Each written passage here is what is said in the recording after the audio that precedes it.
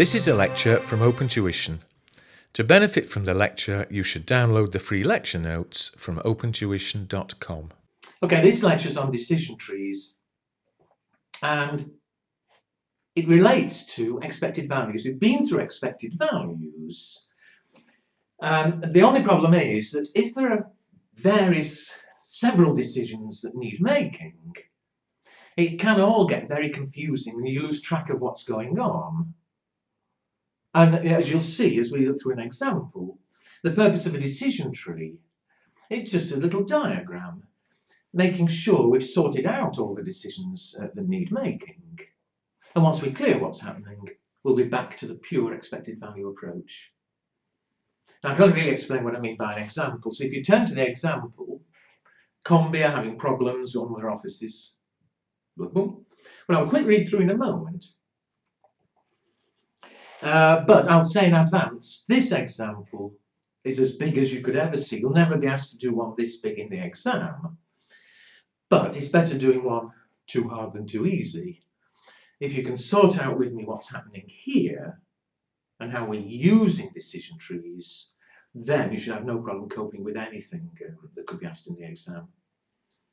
So let's have a quick read through. We'll read in detail, obviously, as we actually come to go through it and solve it. Combi are having problems with one of their offices and have decided there are 3 courses of action available to them. We can either shut down the office, we'll get 5 million, or we can refurbish the office, expensive one, paying 4 million, or we can have a cheap refurbishment, 2 million. So 3 courses of action. Ultimately, we're going to have to decide which is the better of the 3 choices. If they do the expensive refurbishment, then a good result will yield a return of 13.5 million. A poor result will only yield 6.5 million. So if you think back to what we did in previous lectures, there's some uncertainty there. If we do expensive, then it may be high return, it may be low. And similarly, if we do the cheaper refurbishment, good result yields 8.5 million. Poor result yields 4 million. In either case, the probability of the refurbishment achieving a good result has been estimated to be 2/3. So I hope it's making sense so far. 3 courses of action available. The outcome is uncertain. We know the potential returns, we know the probabilities. However, to make it a bit more complicated, an independent company has offered to undertake market research for them in order to identify in advance whether the result of the refurbishment is likely to be good or poor. So in fact, there's a 4th option here. Instead of immediately shut down, refurbish, expensive or cheap, we could instead do market research. And only when we know from the market research whether it's likely to be good or not, then decide whether to shut down, expensive or cheap. It's getting more complicated. This is why in a minute drawing a diagram will help us make sure we've covered everything. Unfortunately, the research cannot be guaranteed to be accurate. However, if the research tells us it'll be a good result, there's a 9, where are we? I've missed a line. The market research, it'll cost us 200,000. There's a 68% probability it will indicate a good result. But this research cannot guarantee to be accurate. But if it does say there'll be a good result, the probability the result really will be good is 91%. If it indicates a poor result, probability of it being good is 13%.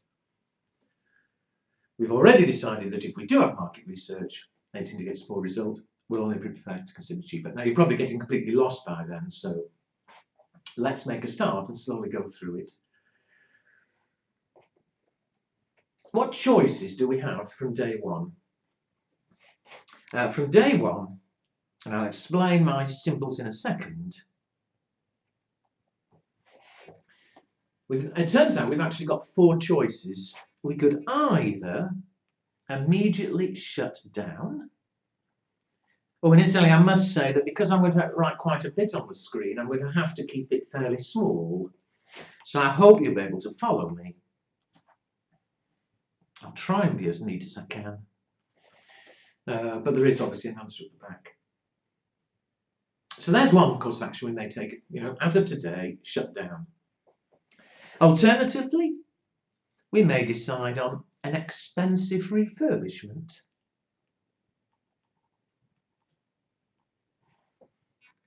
We may decide on a cheap refurbishment.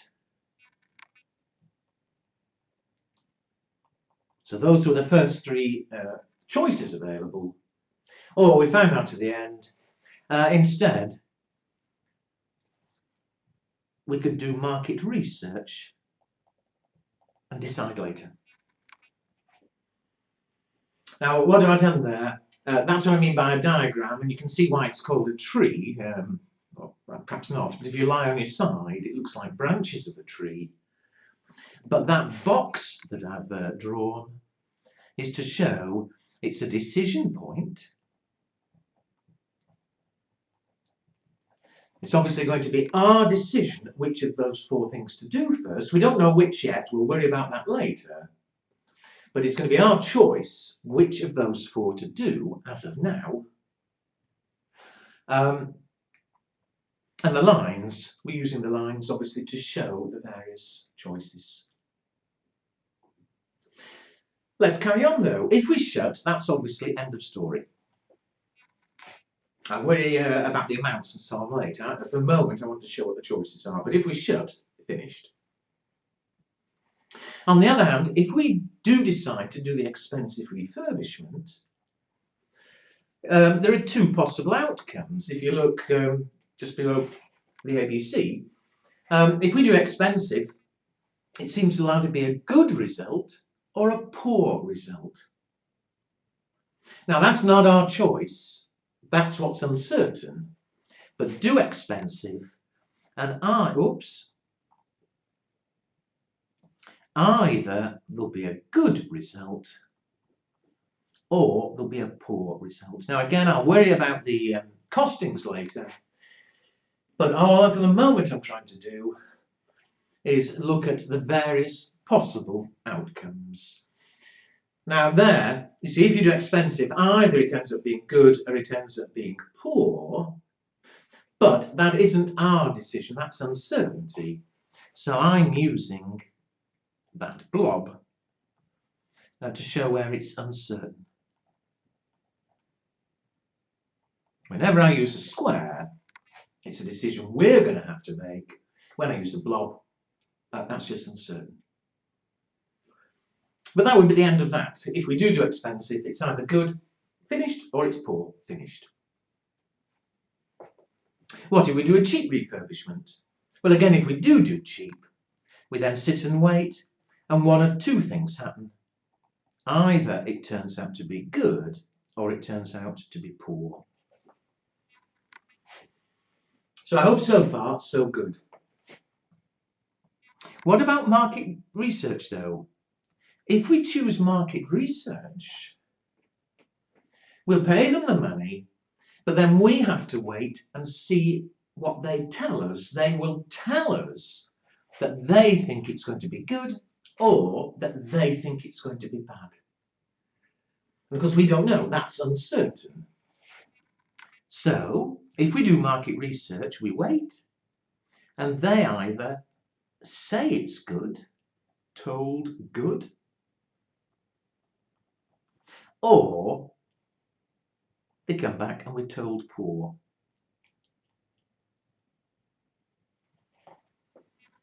So again, I hope you agree, it's uncertain.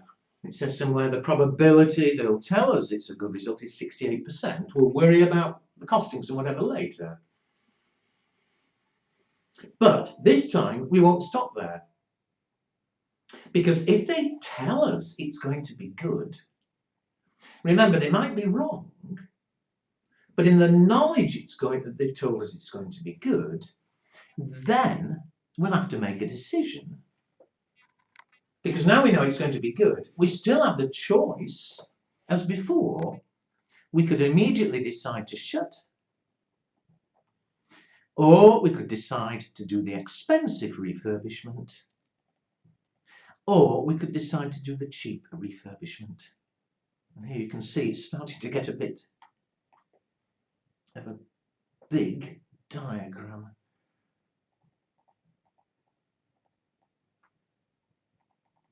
So appreciate where we are. Just suppose we end up deciding to do market research.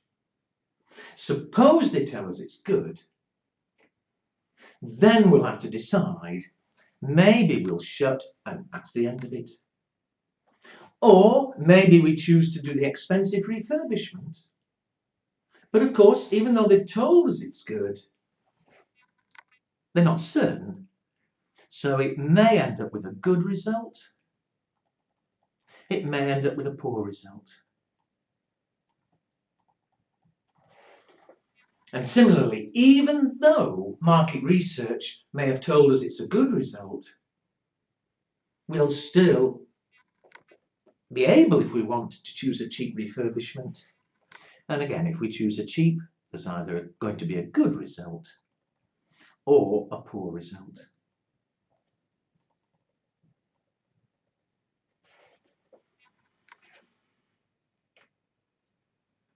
And of course, in for each of those, that would then be the end of it. Finally, though, suppose we do market research and they tell us it's a bad result. Well, what does the question say? It says we've already, the very last paragraph or sentence, Combi have already decided that if they do have market research and if the research indicates a poor result, then we're only prepared to consider the cheaper refurbishment. And so, if this happens,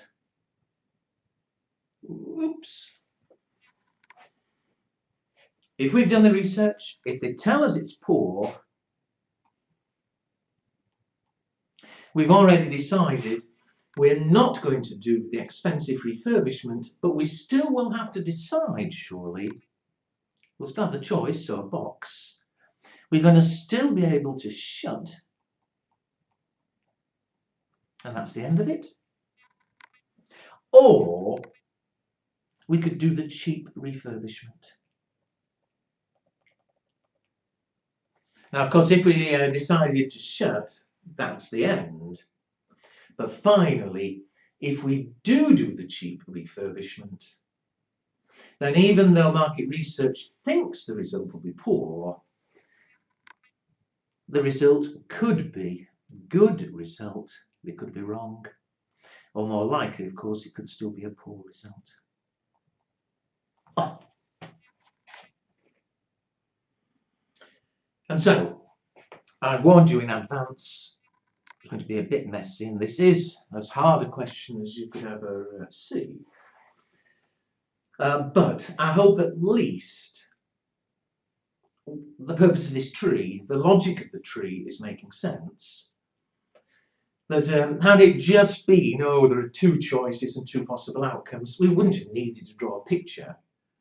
You know, think about examples we've done in earlier lectures. But here, there's so much going on that having a diagram in front of us makes it much clearer now when we come to actually look at the costs and returns involved and actually start making the decisions. So I hope that's clear. And again, symbols, the box, people use different symbols, but the symbols I'm using, the box is showing that it's our choice. We'll decide which of those first four to do, but that the later decisions may be depending. The blob is showing that the result is uncertain. Could be good, could be poor, and so on. Okay. Obviously, we want to end up solving it and making the decision.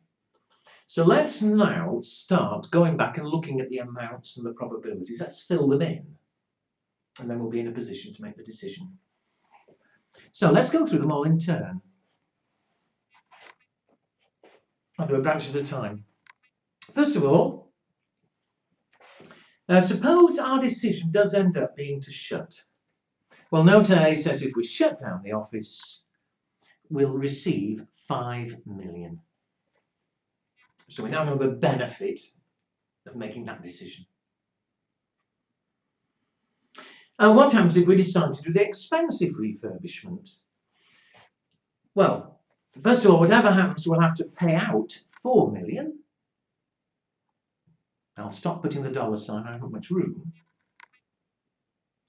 And then one of two things will happen.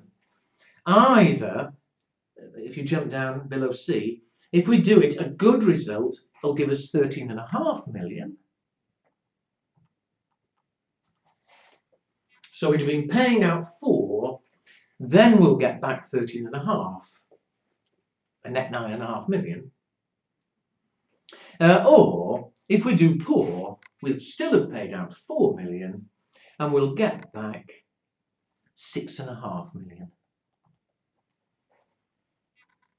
So if you prefer a net 2.5 million. If we do cheap refurbishment, no, C says we'll pay out whatever happens 2 million. And what do we get back? If it's good, we get back 8.5 million. If it's poor, we get back 4 million.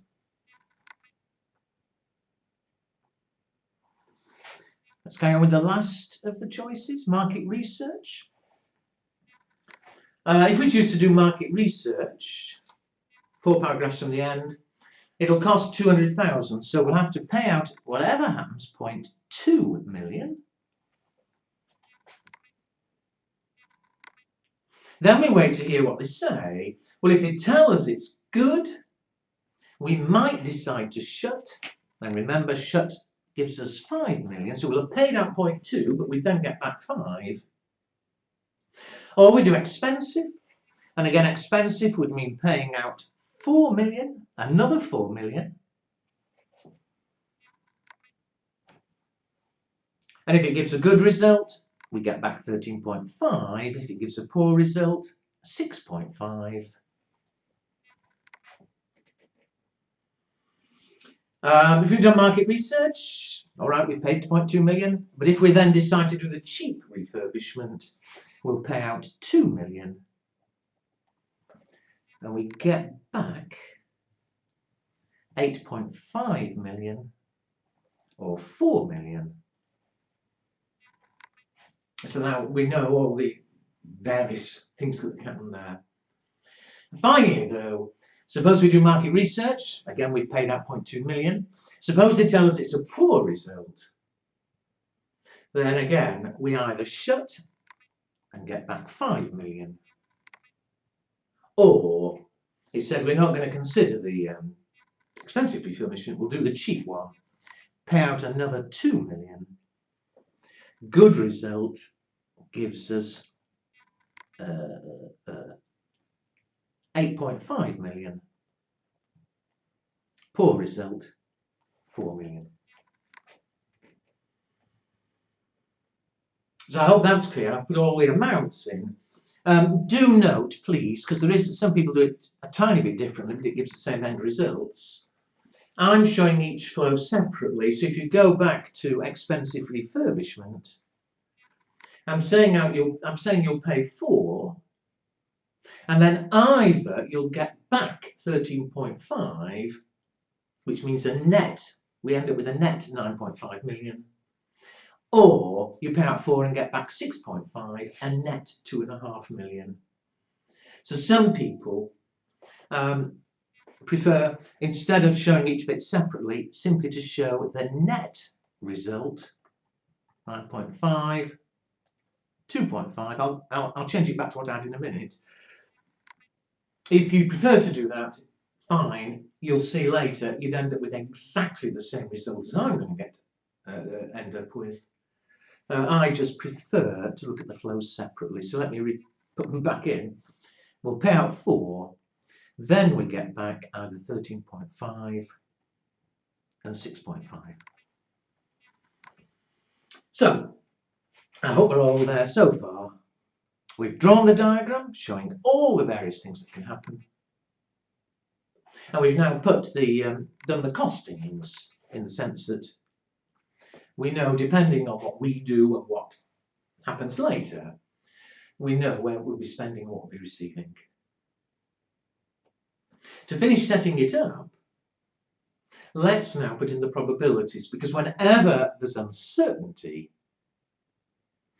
well, as always, we've got these probabilities. It might be this, it might be that. And so I'll put this in a different colour to try and hopefully make it clear. Back down the tree again, shutting irrelevant, no probability involved, but expensive refurbishment, maybe good, maybe poor. Where are we? Halfway down the question. In either case, the probability of the refurbishment achieving a good result has been estimated to be 2/3. So there's a 2/3 probability it'll be good, and surely therefore a 1/3 probability it'll be poor. He says that'll be the case in either case, whether we do expensive or cheap. So if we do cheap, 2/3 probability it's good, a 1/3 probability it's poor. What about if we do market research? Market research, remember, we have to wait until we hear what they say, good or poor, and then we'll make the decision. So what's the probability they tell us it'll be good? 4 or 5 paragraphs in the end. Independent companies offer to undertake market research, boom, boom, boom. The research will cost 200. There's a 68% probability it'll be good. They'll tell us it's good, sorry. So 68% probability they say it's good. And therefore, surely 100 minus 68, 32% probability. The answer will be that it's going to be bad. But we're not finished yet. Suppose they tell us it's good. They tell us it's good, but here it says it cannot be guaranteed to be accurate. So if we do carry on and decide to refurbish, the actual result, they may have been correct and it says good. They may be wrong and it says poor. Well, it says if the research indicates a good result, then the probability of the actual result being good is 91%. So they've said it's good. There's a 91% chance that it actually is good, and therefore a 9% chance that it actually turns out to be poor. And that'll be the same for either of them. So even if it's cheap, 91%, 9%. Or if you prefer, incidentally, 91% is 0.91 probability, 9% 0.09 probability. Doesn't matter when we come to do the arithmetic. I'll make it clear. And last of all, for this bit, suppose the research says it's going to be a poor result. Well, again, it's not guaranteed that they're right, but it says if it indicates a poor result, the probability that it actually turns out to be good is 13%. So it turned out we were only going to consider cheap refurbishment, but there's a 13% chance they were wrong, and the result is actually good. But of course, more likely, 87% chance that they were right, 100 minus 13, and it's a poor result. So there we are, we've drawn the tree. I've now put in all the cash flows. I've put in the probabilities. We're now in a position to start making the decision. Now, as always, I don't like a lecture going on too long, so I'll break it. If you need to, look back at that, think about it, and make sure you're happy how I've drawn the tree. Make sure you're happy that it does fit in with what the question says, and how I've put in the costings and probabilities. If or when you are happy, then we'll carry on.